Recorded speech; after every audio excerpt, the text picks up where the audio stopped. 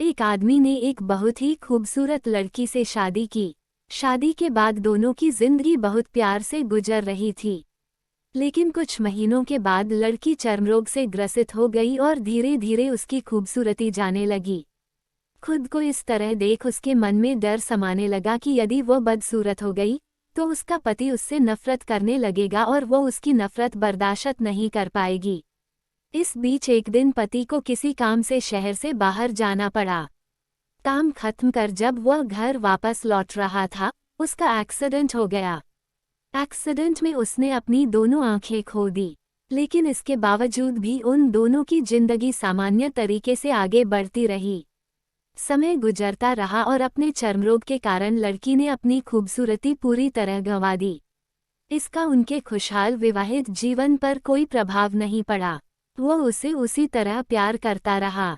एक दिन उस लड़की की मौत हो गई। पति अब अकेला हो गया था। वह बहुत दुखी था। वो उस शहर को छोड़कर जाना चाहता था।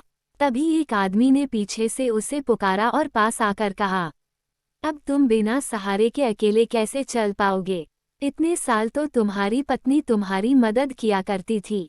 पति ने जवाब दिया, दोस्त, मैं अंधा नहीं हूँ। मैं बस अंधा होने का नाटक कर रहा था, क्योंकि यदि मेरी पत्नी को पता चल जाता कि मैं उसकी बदसूरती देख सकता हूँ तो यह उसे उसके रोग से ज़्यादा दर्द देता।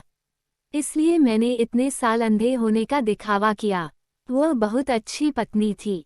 मैं बस उसे खुश रखना चाहता था। सीख, खुश रहने के लिए हमें भी एक दूसरे की कमियों के प्रति आंखें बंद कर लेनी चाहिए और उन कमियों को नजरअंदाज कर देना चाहिए।